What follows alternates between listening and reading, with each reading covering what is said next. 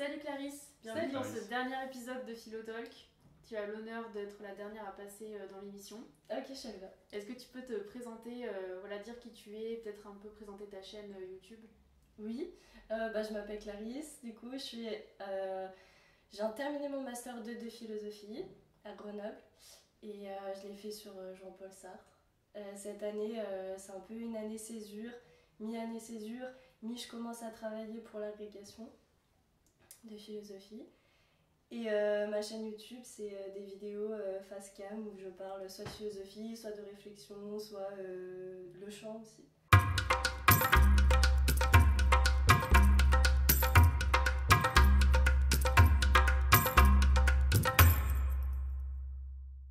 Donc là, toi, tu as deux approches de la philo différentes. Tu as l'approche universitaire et tu as l'approche plus personnelle de vulgarisation sur ta chaîne YouTube. Est-ce que au début, tu avais vraiment l'intention de faire des études de philo ou est-ce que tu as toujours aimé la philo par passion et que pour toi, ce qui est plus important, c'est ta chaîne YouTube, c'est ta relation un peu plus personnelle à la philo? Moi, j'ai commencé à découvrir la philosophie en terminale, comme beaucoup de mes collègues, camarades. Et je me suis pris de passion tout de suite. J'avais aussi une professeure avec qui je suis encore en communication et ça s'était très très bien passé. En fait, l'anecdote, c'est que ça s'est tellement bien passé avec cette professeure que je me suis dit, peut-être que je suis passionnée grâce à elle et pas pour la philo. Du coup, j'ai eu peur de m'inscrire en licence de philosophie et j'ai décidé de m'inscrire en histoire. Et au mois de juillet, je me suis dit non, il faut que tu prennes le risque. Et j'ai fait un petit changement et je suis allée en philosophie. Et à cette époque, tu avais déjà une chaîne YouTube ou pas encore? Bah, c'était un peu compliqué. En fait, j'ai une chaîne YouTube depuis le collège, mais que pour le chant. D'accord. Pour poster voilà ce que je fais en musique. Et par contre, j'avais encore jamais fait de facecam. Oui. Je crois que ma première facecam, c'était il y a 2 ans. Mais je crois que j'ai fait 2 pauses de 6 mois. Donc, bon, c'est un peu... D'accord. J'ai fait des articles par contre, que de réflexion. C'était pas de la philosophie fondamentale, c'était plus des questions que je me posais. Et ça, c'est venu ensuite en master, les articles, non? Non, les articles, c'est venu en licence. D'accord. À Et partir après, de quand tu t'es sentie légitime ou en tout cas tu as ressenti cette envie d'écrire des articles, de faire des vidéos, de passer du côté vulgarisation et pas seulement être une étudiante lambda de philo, tu vois? T'es dès la L1 ou c'est venu plus tard? C'est difficile de répondre à la question parce que je sais pas si je me sens encore légitime maintenant. J'ai pas attendu. C'est pas j'ai fait les vidéos et dit ce que je pensais parce que j'ai fait des études de philosophie et du coup j'ai eu un bagage. C'était pas par rapport à ça. C'était plus parce que j'avais eu certaines conclusions par rapport à des réflexions que j'avais eues. Parce que j'avais réfléchi dessus pendant par exemple 1 année, 2 années, 3 années, 4 années. Et je me suis dit, bah chouette, en fait, pourquoi pas partager ce à quoi j'ai réfléchi pendant X temps pour éviter peut-être, on sait pas, que quelqu'un passe 4 ans aussi à faire ça. Et du coup, bah il y a quelque chose de prétentieux, entre guillemets, comme si on disait, bah non, c'est naze. J'offre mon savoir sur ça, oui, je voilà. le mets en commun. Oui, mais du coup, ce que tu fais, c'est pas vraiment de la vulgarisation à proprement parler, c'est plutôt un partage d'une réflexion philosophique, mais aussi qui relève de ton expérience pratique. Je pense à ta vidéo, par exemple, sur l'amour que tu as pu thématiser philosophiquement, mais tu as aussi un peu raconté tes expériences et ta vision de l'amour, comment elle a pu évoluer dans ta vie. Du coup, c'est un petit peu empiriste aussi. Oui. En fait, c'est les deux, je pense, que j'aimerais faire sur ma vidéo. Enfin, je pense que c'est un peu le pot pourri de tout ce que j'ai envie de proposer. C'est comme il dit Sartre quand il parle d'invitation au monde de l'autre. Et c'est un petit peu ça. Et je pense que c'est à la fois ces expériences-là que philosophiquement on peut en dire quelque chose, mais il y a aussi une envie de philosophie fondamentale. Qu'est-ce qu'il dit Sartre, par exemple, comme la vidéo sur le dépassement de soi. Et ouais, s'il pouvait y avoir des deux, ce serait génial. Oui, c'est peut-être pas forcément partager toi ce que tu sais, mais plutôt en discuter finalement avec les autres. Ouais. Oui, s'il n'y avait pas de commentaires sur YouTube, je ferais pas de vidéo. Si je pouvais pas avoir l'interaction en retour, je pense que je serais pas là. T'as beaucoup de retours de personnes qui vont réagir à ce que tu dis? J'en ai pas énormément sur YouTube, par contre sur Instagram, oui. Par exemple, l'agrégation que j'ai commencé, le programme c'est le principe, et j'avais mis une espèce d'esquisse de la réflexion sur le principe. Et il y avait beaucoup de réponses, enfin, il y avait quelques réponses, et ça m'avait permis de faire un espèce de fourre-tout de définition, et on est arrivé à quelque chose d'intéressant. Donc pour toi, les réseaux, ça peut être aussi un moyen, un outil philosophique finalement, parce que ça permet de penser à plusieurs. Oui, ouais. Mais je crois qu'il y a beaucoup de raisons pour lesquelles je trouve le partage intéressant. Que ce soit d'enrichir sa propre vision des choses parce qu'on l'expose, donc les gens disent forcément quelque chose, que ce soit pour l'autre exclusivement, pour nous exclusivement, ou que ce soit pour l'invitation au monde, comme on dit. Tu peux expliquer cette notion de Sartre d'invitation au monde? Qu'est-ce qu'il veut dire par là? C'est dur parce que c'est presque tout mon mémoire en fait, mais je dirais que c'est la définition d'authenticité et d'éthique chez lui. C'est-à-dire ça correspond un petit peu à l'appel dans sa philosophie, c'est-à-dire le fait de proposer quelque chose, de proposer un monde. En fait, dans mon mémoire, je dis que dans l'antithèse, qu'un des rapports violents, c'est aussi le fait qu'il y a une urgence à être compris. Et du coup, je m'interroge sur est-ce que finalement nos rapports aliénants, ils viennent pas aussi du fait qu'on puisse pas avoir accès à l'autre, comme un peu une définition à la Lévinas. Et le début de ma troisième partie de ma synthèse, c'était aussi de dire est-ce qu'on peut dépasser du coup ce que j'appelle le conflit des libertés, est-ce qu'il peut finalement il peut y avoir un accès au monde de l'autre. Donc il y a une sorte d'incommunicabilité entre les gens, et l'invitation, ça serait un moyen de pouvoir communiquer avec les autres, ou c'est pas de l'ordre de la communication? Oui, ce serait une alternative à la violence en fait. D'accord, parce que la violence vient de l'incompréhension. Elle viendrait de plein de choses, mais oui, ça en ferait partie. L'urgence d'être compris et l'urgence de... Et c'est par quel moyen qu'on peut avoir accès à l'autre, notamment pour Sartre? Un des exemples qui m'a servi à illustrer ça, c'était la littérature. Mais du coup, le partage de connaissances, c'est ça. Et est-ce que tu as l'impression que ça soit tes abonnés sur YouTube ou les gens avec qui tu parles, est-ce que tu as l'impression qu'ils peuvent te comprendre vraiment? Ou est-ce que parfois tu te demandes si tu peux vraiment communiquer ce que tu penses, tes visions? Ça me touche comme question parce que j'ai commencé mon mémoire en me disant finalement est-ce que je vais réussir à dépasser ça? Est-ce que je vais réussir à montrer que oui, on peut se comprendre les uns les autres? Et du coup, l'éthique, c'était vraiment la réponse que je rêvais le plus. C'est-à-dire, oui, parce qu'il existe une éthique, c'est-à-dire, en fait, Sartre, il reconnaît qu'il y a une intersubjectivité qui existe, et ça, pour moi, c'était waouh, incroyable.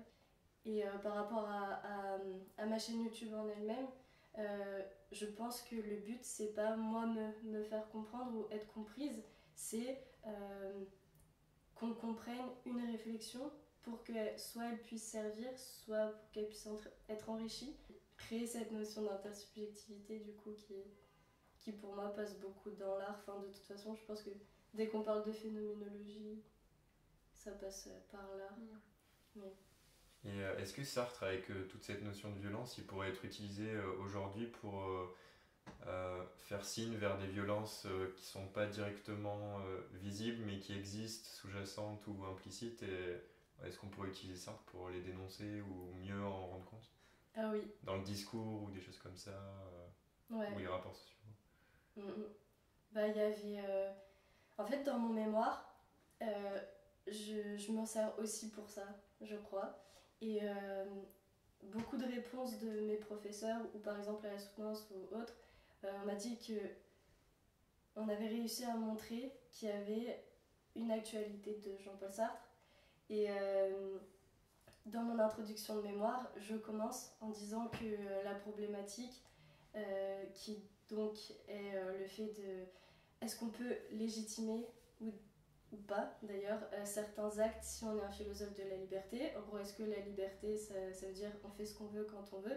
Et je dis que justement cette question elle est très d'actualité parce que je dis on n'a jamais autant revendiqué notre liberté et en même temps on n'a jamais autant eu de césure, de censure même au nom de la morale, ce qui dans un premier temps peut sembler complètement contradictoire et ce qui pour moi a été la critique de Sartre, c'est-à-dire oui t'es un philosophe de la liberté mais d'un côté t'as été hyper engagé et en ce sens oui, moi dans mon mémoire il y a énormément de choses qui font écho à tout ce qui peut se passer aujourd'hui, au mouvement, etc.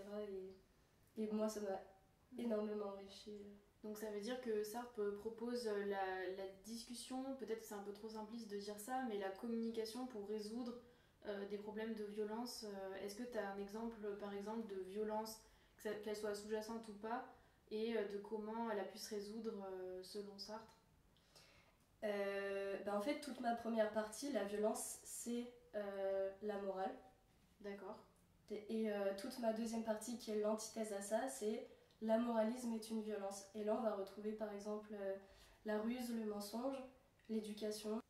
Après, on retrouve aussi le parti, la religion. Mais tout ça, je l'ai laissé de côté dans mon mémoire parce que je voulais vraiment être un à un. Mais ça, c'est plutôt du côté de la morale, le parti et la religion, non?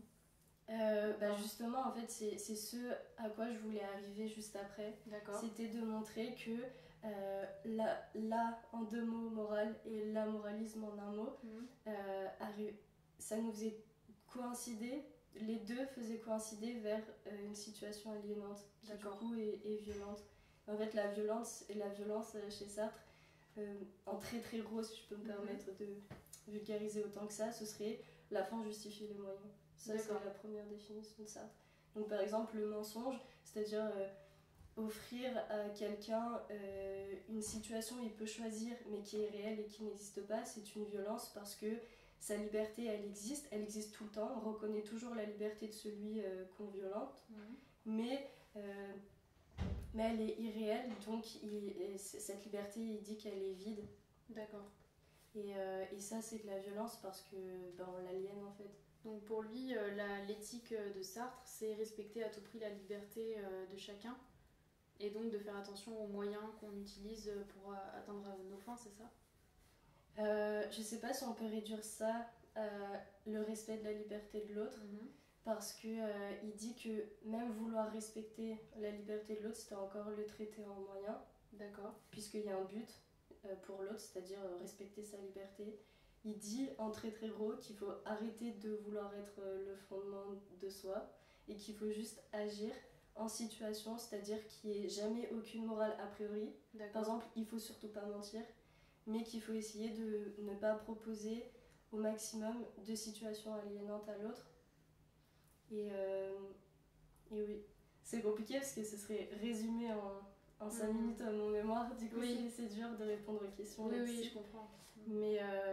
Mais voilà, ça serait la première partie. Et la deuxième, accepter le fait que l'aliénation de l'autre, telle que lui il l'a décrit, elle est quelque chose de bien aussi pour nous. C'est par rapport au regard chez Sartre. L'autre nous aliène parce qu'il fait de nous quelqu'un, parce qu'il peut poser un jugement sur nous. Par exemple, s'il nous voit faire un acte, comme il dit, c'est son exemple au trou de serrure, d'écouter une conversation par une porte, et d'espionner, si quelqu'un nous voit faire, c'est là où on va avoir honte et on va se rendre compte de ce qu'on est. Et en fait, l'éthique, elle passe par l'acceptation de ça, c'est-à-dire l'acceptation de cette aliénation, c'est-à-dire le fait qu'on nous pose comme objet. Oui, voilà. Et moi, ce que j'ai fait dans mon mémoire, c'est que j'ai proposé d'appeler ça autrement que l'aliénation. J'ai pas proposé parce que je me sentais pas assez légitime. À la soutenance, on m'a dit que c'était un peu un regret, mais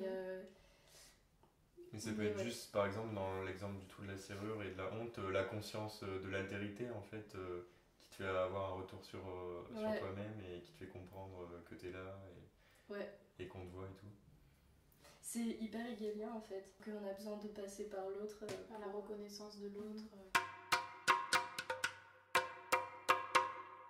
Puisqu'on parle de la soutenance du mémoire, est-ce que tu peux nous dire comment s'est passée ta soutenance et quel est ton retour avec le recul sur ton mémoire? Est-ce que tu es satisfaite de ce que tu as fait? Est-ce qu'il y a des choses que tu aurais pu faire autrement, etc. Oui. J'ai fait une soutenance très sartrienne. J'ai fait toute une métaphore du mémoire à propos de la philosophie de Jean-Paul Sartre avec une image sartrienne. Alors en fait, j'avais un oral de 10 minutes où je pouvais dire ce que je voulais sur mon mémoire avec une petite intro, un tout petit résumé, les difficultés que j'avais eues et c'est tout. Et après, j'avais donc 2 correcteurs, ma directrice de mémoire et à un professeur qui, lui, était spécialisé beaucoup plus dans la politique chez Jean-Paul Sartre. Et donc, d'abord, la personne qui n'était pas ma directrice de mémoire m'a posé des questions. J'ai eu le droit d'y répondre. Alors, j'ai pris mes petites notes et j'ai répondu tout un par un. Et ensuite, c'était au tour de ma directrice de mémoire qui, elle, avant les questions, m'a dit ce qu'elle avait aimé, pas aimé. Elle m'a donné beaucoup de conseils pour ma thèse, notamment, parce que comme on était en communication, elle savait que j'envisageais une suite sur le même sujet. Et c'était quoi la métaphore que tu as utilisée pour parler de ton mémoire? J'ai encore parlé de l'invitation au monde. J'ai fait toute une métaphore sur la liberté et le mémoire. J'ai dit qu'en fait, on était plongé dans un néant et où il y avait plein de données, plein de situations, et que le but du mémoire, c'était de savoir quelles données on allait prendre, dans quel ordre on allait faire, c'est-à-dire quel choix on allait faire par rapport aux données qui nous étaient proposées, pour ensuite qu'il y ait un ordre que du coup j'appelais le plan du mémoire, qui pouvait nous aider à proposer quelque chose de nouveau. Et c'était de dire il y a tellement de données qu'il y a plein de possibilités, mais on choisit un seul sujet, on choisit un seul ordre, et c'est ça qu'on crée en fait. Donc tu as fait une réflexion méta-mémoire finalement dans ta soutenance. Oui. Le mémoire, c'est la vie en fait. Genre c'est créer sa propre vie, lui donner un sens, choisir un projet. Ouais, j'ai parlé du projet aussi. Ouais, bah oui, on dit projet de mémoire, c'est sartrien en fait. Oui, voilà. Mais en fait, c'est ça aussi l'éthique, c'est la création. On pourrait aussi le réduire juste à ça. Et le moment de la soutenance, pour ceux qui connaissent pas, c'était juste un résumé ou un compte-rendu de ce que tu as fait dans l'échange avec tes directeurs, ou alors il y avait vraiment des éléments de discussion nouveaux où vous parlez de nouvelles choses et finalement qui dépassent ce que tu avais rendu à l'écrit? Ça a été un moment qui était très intéressant. Et ils me l'ont dit, c'est qu'il y a une vraie discussion qui s'est créée au-delà du mémoire. Et c'était super intéressant. Il y a même un des deux correcteurs qui m'a proposé une proposition de ma proposition. Par exemple, j'ai encore une fois essayé de dire on peut remplacer tel concept par tel concept. Et il m'a dit, t'as donné tel nom, mais est-ce que tu pourrais pas donner tel nom plutôt? Enfin, c'était vraiment un échange, c'était super. Ça se voit que c'est vraiment un mémoire de M2 et de recherche, parce que contrairement en M1, en tout cas moi mon mémoire c'était plutôt une sorte, on essayait de comprendre une philosophie, on essayait de la mettre en rapport avec une autre, mais j'allais pas jusqu'à critiquer le philosophe et proposer des nouvelles façons de penser. Alors que toi j'ai l'impression que t'as carrément, t'es allé même un peu plus loin que Sartre, ou en tout cas tu t'es vraiment positionné dans une lecture sartrienne précise. Et c'est ce qui me fait penser que, en effet, tu te diriges vers une thèse. Tu as déjà un petit peu des idées de thèse que tu voudrais faire, ou tu sais juste que tu feras une thèse et tu verras Non, j'ai une idée très précise. C'est comme je le disais, j'ai fait à propos de la morale et l'éthique chez Jean-Paul Sartre. Et en fait, j'ai fixé mon mémoire sur une personne libre face à une autre personne libre. Et en gros, la thèse, ce serait et maintenant dans le groupe, et maintenant politiquement. Et en fait, la thèse, ce serait quid des actes qu'on condamne, qu'on peut juger, qu'on est légitime de juger. Est-ce qu'on les condamne, mais du coup, on revient à une morale aliénante. Et enfin, ce serait le côté politique de mon mémoire, en fait. De la justice, peut-être même de la philosophie du droit, ou pas trop? Peut-être. Peut-être, ouais. Mais ça va toucher aux prisons aussi, je pense. Ouais. Et surtout, comme tout à l'heure je disais, par exemple, j'ai pas pu parler de la religion et du parti, et là je sais que je vais pouvoir Oui, parce que là, pour le coup, c'est plutôt de l'ordre du collectif. Oui. En fait, c'est ce que j'ai dit à la fin de mon mémoire. J'avais dit, j'ai commencé par l'être seul, après l'être un face à l'autre, et ensuite l'être face au groupe. Et en fait, j'ai fait une conclusion de mémoire où je disais, mais en fait, est-ce que ce serait pas l'inverse? Est-ce que ce serait pas le groupe qui a besoin d'être compris pour qu'on puisse comprendre nos rapports intersubjectifs, mais un à un? Et je laisse ça en suspens en disant, autant faire ce travail, et c'était une ouverture vers la thèse, justement. D'accord. Mais peut-être ça va changer.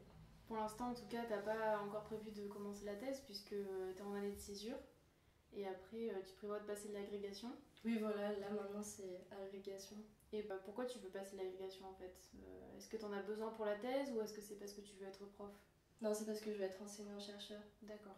Et ma directrice de mémoire m'a dit avant, tu passes l'agrégation, parce qu'après tu seras dégoûtée T'as fait plein d'années de recherche, elle m'a dit, et de revenir à un concept de dissertation et de concours, ça va trop difficile. te démotiver.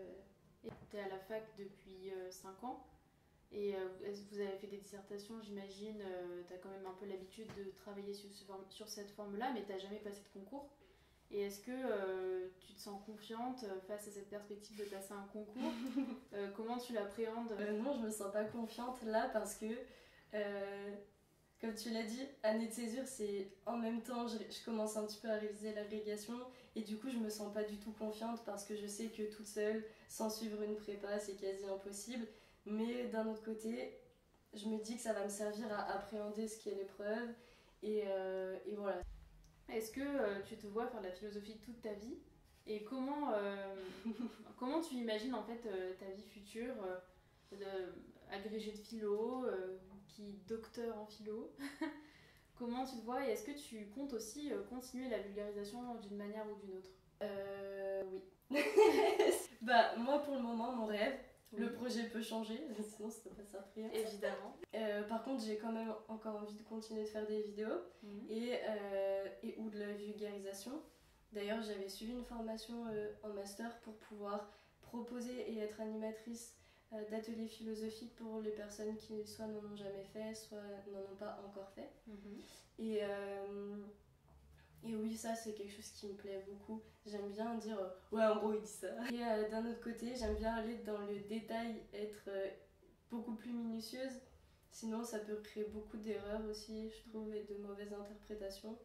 Et mon rêve par rapport à enseignante-chercheuse, c'est mon rêve en fait. C'est-à-dire avoir 50% d'enseignement et avoir 50% de moi je continue ma recherche.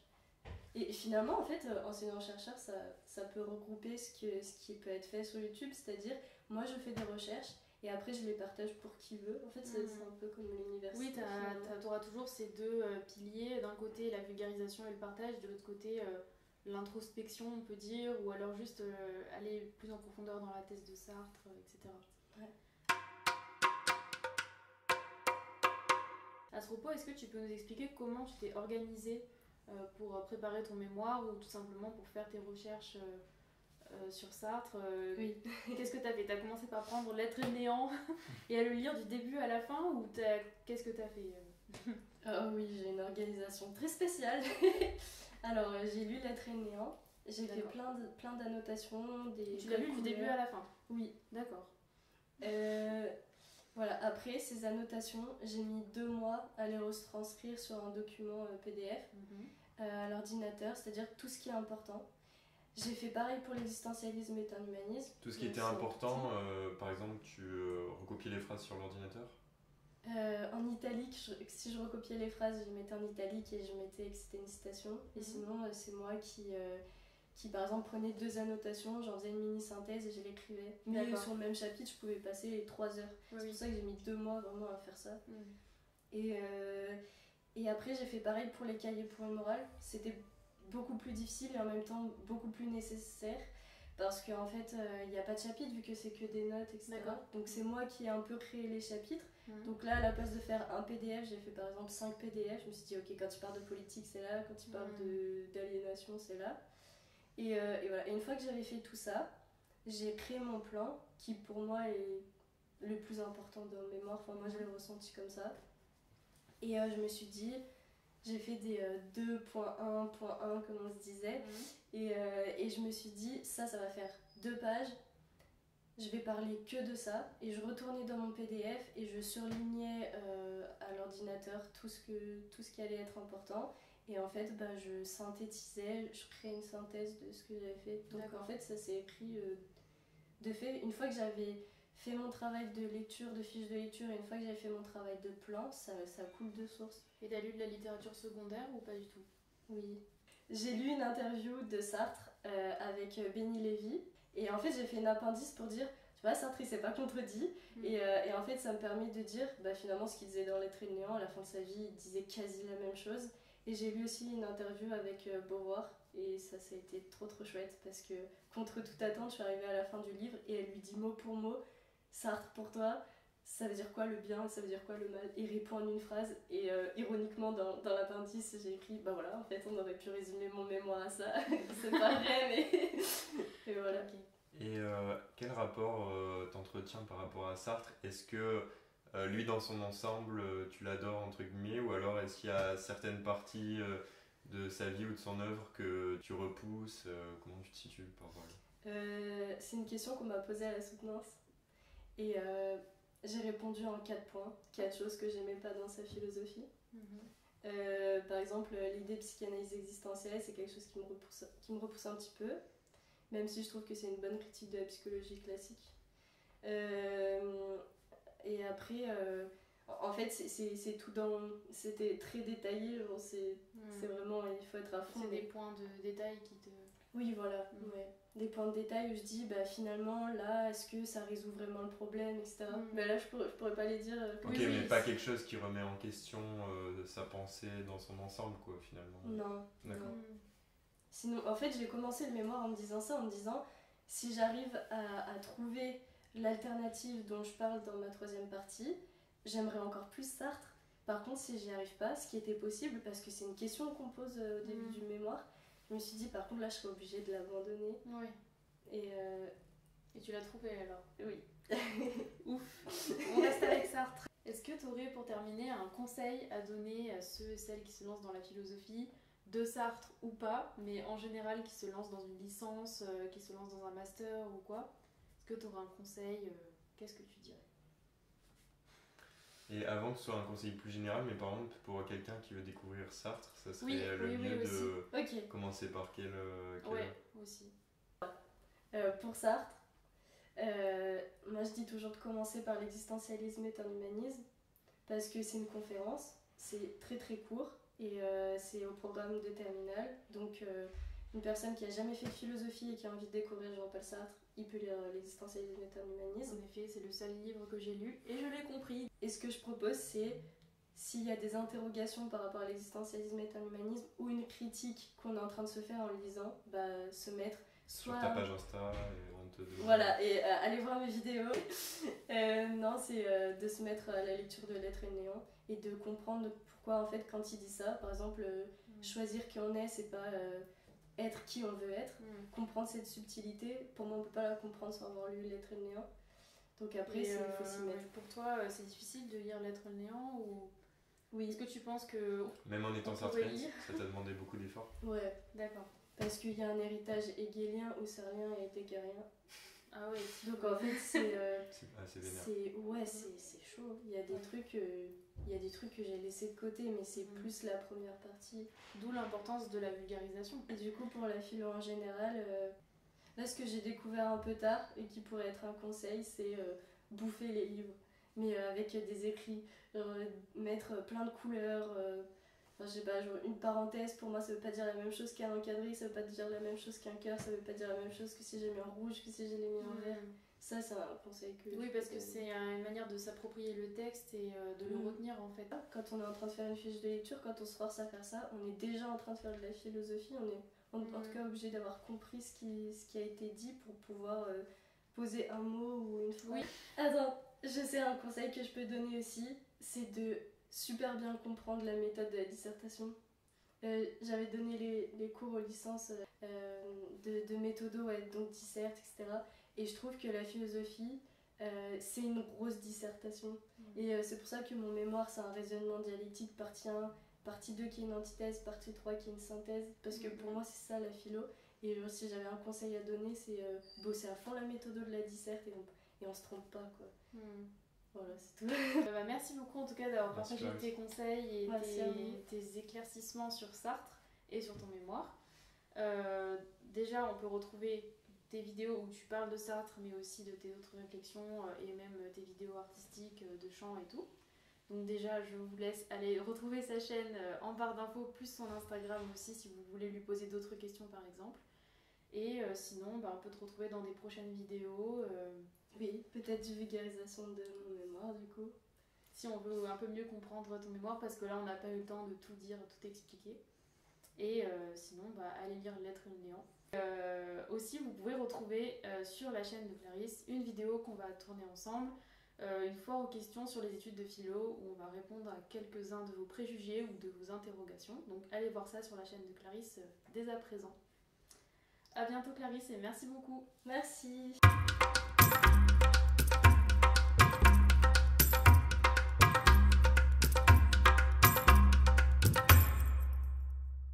Tous les gens qui disposent d'un M2, écoutez bien. passez l'agrégation que vous le pouvez selon Sartre.